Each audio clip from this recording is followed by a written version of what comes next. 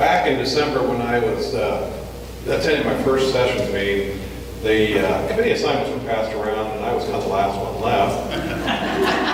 And missions was the committee I was assigned to. And Carrie said that she would help, whatever she needed to do to get us going. Well, Carrie and Diane got us through the soup drive very, very well. Then they told me it was on my own to start working the missions. So we've been working pretty hard at this. Very active committee. For no more people we have, that's the first thing I'd like to ask. Anybody that feels that missions is something they'd like to do, I'd like to invite you to our meetings. They're the first Wednesday of the month, 5:30 here. And we're trying to get as many things going as we can. We've got 3, I guess, local, statewide, and national that we're trying to get going on. And it's a hands-on mission committee is what we're trying to go towards, trying to take a direction that way. I guess we're going to turn it over to Gretchen. She's going to talk about one of the things we're going to start today.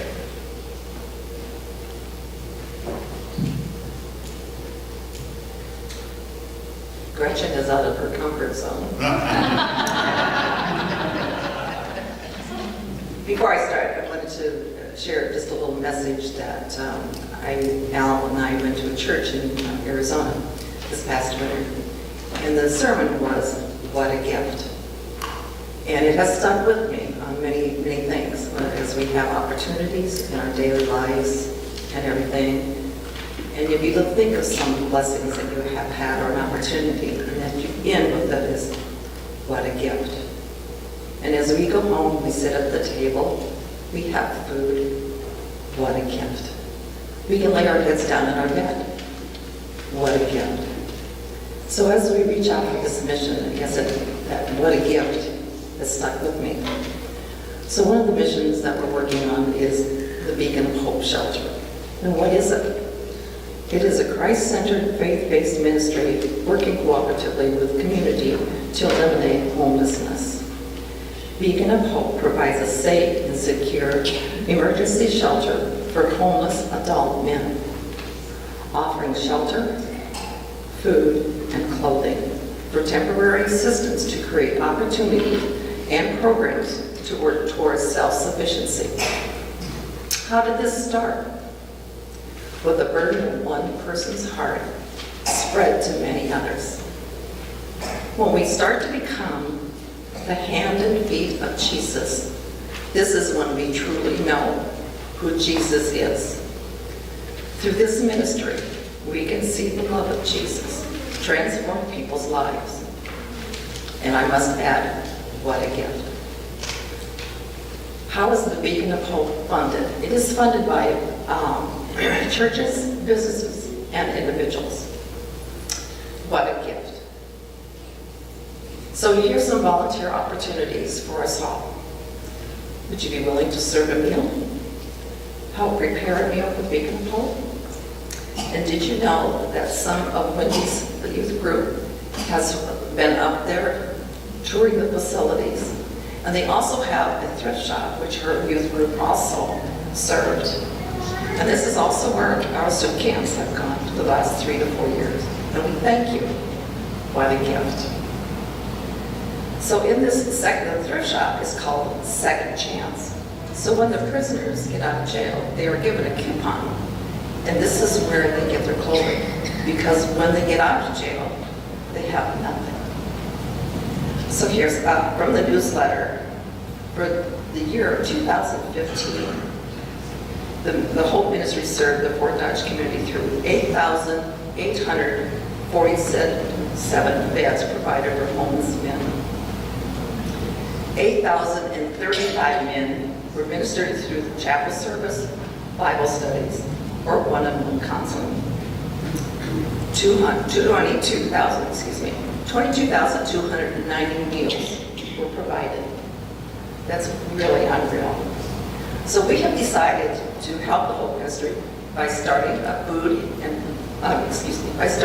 clothing and item drive. So starting today, June 5th through July 18th, you could bring gently used clothing or small items for the Beacon of Hope to for the thrift shop. All items must be in working order. They will take items just like New Hope does, or as well as Goodwill, to give you an idea. This all comes with a guarantee. You will feel blessed beyond belief by serving. It's also a great way to help Beacon of Hope operate, to see also the names and faces of some of these homeless men. The men of Beacon Hope would love to meet you and tell their stories. And I must warn you, your heart will be filled with joy, and you want to come back over and over again. So once again, each of you have a gift. Share your gift. We need you all. Thank you.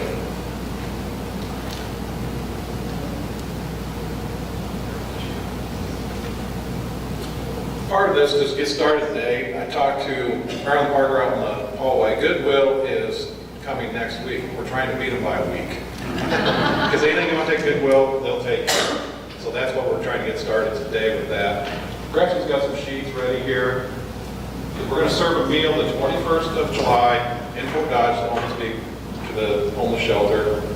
And prepare it here, take it up there, and then serve. Our idea is a picnic theme. Going to go with beef burgers, some other things. And Gretchen's volunteered to make some homemade ice cream too. Just take it up.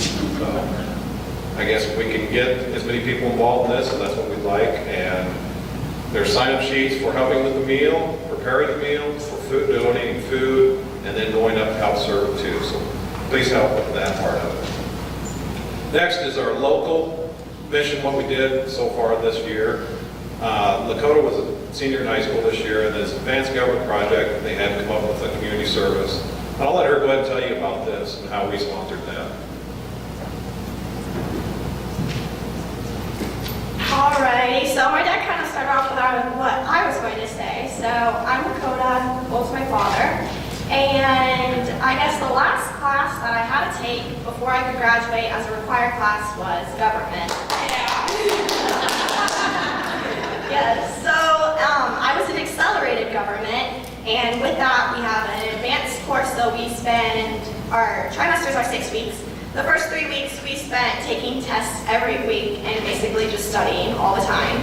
And then for the remainder of that, the last 3 weeks, we had to develop a service project. And we really toyed around with a lot of different things. I was in a group of 3, 2 other girls. Their names were Taylor Harmeyer and Hannah Peterson. And we didn't really know what we wanted to do. So we decided, think of the things that are in need of being helped or changed in our community. And we chose 3 different things. Our first was the ARC, which is mainly what I'm going to talk about. And we decided throughout, we'd all been in National Honor Society, and so we'd done the boxing of the meals for that, and we were in there and we're like, this is really kind of sad when you walk in. Is there anything that we can do to make it a little happier for the people that come in? Because it's a really happy thing, them coming to get their meals. We wanted it to be a happy environment as well. And then our second was we developed an Instagram page for the Pause Shelter, because it's run by a lot of older individuals that really aren't as tech savvy as us high schoolers, and we know Instagram's the way to go right now. So we did that. And then our third thing that we did, oh my gosh, now I'm drawing a blank. This was a couple weeks ago. Oh, we knitted hats for Shaken Baby Syndrome Awareness Month in September. So we knitted around 40 hats that were purple. And so with the art, we had quite a few volunteers. So we had called Diane and we're like, okay, we're gonna go see how big the place is just to get a rough estimate on paint. And so we get there and we're like, so when's our date for this? And it was a Thursday night.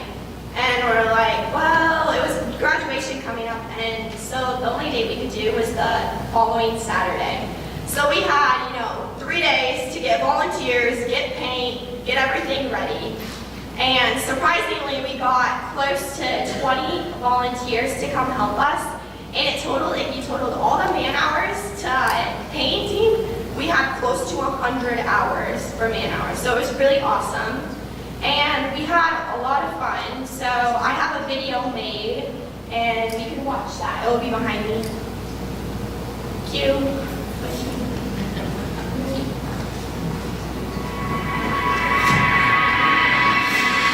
Mirror, mirror, mirror on the wall, telling those lies, pointing out your flaws. That isn't who you are. That isn't who you are.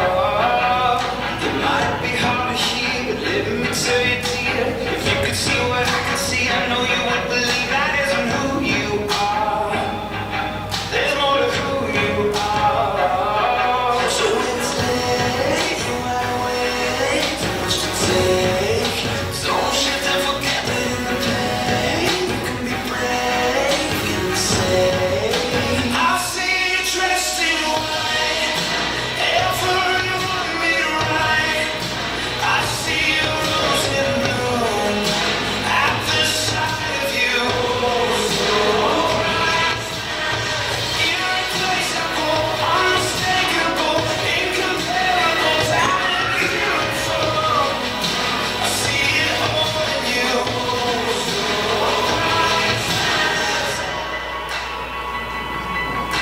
No matter what you've heard, this is what you're worth. More than money or the diamonds and pearls. Oh, this is who you are. This is who you are. So it's late, you might wait, too much to take.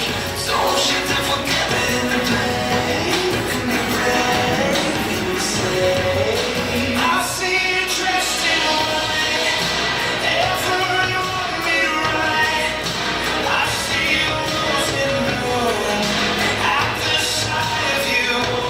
So bright, irreplaceable, unmistakable, incomparable, talent is beautiful. I see it all in you.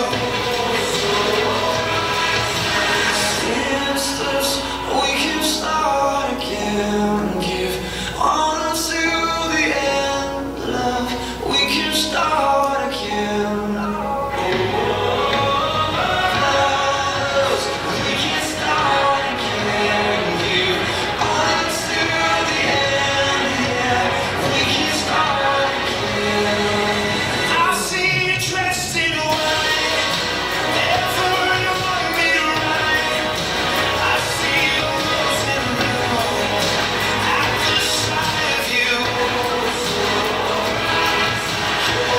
Irreplaceable, unmistakable, incomparable, talent is beautiful. I see it all in you.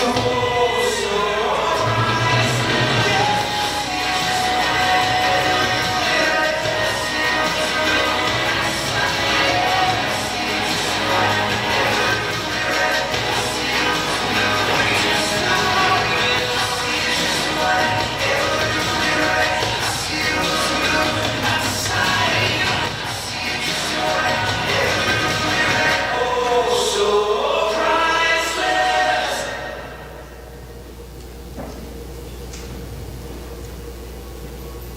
Okie dokie, so that's kind of a snapshot of our 8 hours. And you saw probably quite a few familiar faces from our church, and it was really awesome. But we were kind of, like I said, since we only had 3 days, the following Wednesday, we went to the mission committee and asked them to pay for the paint that we used. And they did, so we thanked them for that, and it was a really great experience. So I think it's pretty evident. And if you guys haven't seen it, you should definitely check it out. It's definitely a lot brighter and happier. Alrighty.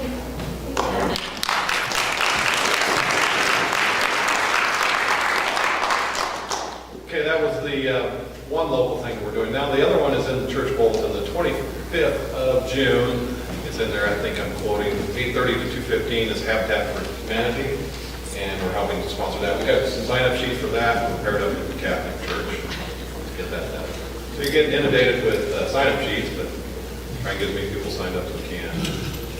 Then the follow-up on what we're planning, it won't happen this year, but we're looking into, I've been in contact with Pam Clemens about going to Pine Ridge to doing some mission work up there next summer. The biggest thing she told me when I talked to her earlier is housing, or to get us to a place to stay. and we've got to work that out. It's just in the planning part of this, but I guess we're kind of seeing how many people will be excited about doing this because it's a day travel up, and 2 to 3 days there doing the work, and then a day travel home. So, like I say, this is in the works. This is a snapshot of what the mission committee's been doing. I hope that we're getting some things done and locally and then trying to broaden out from that.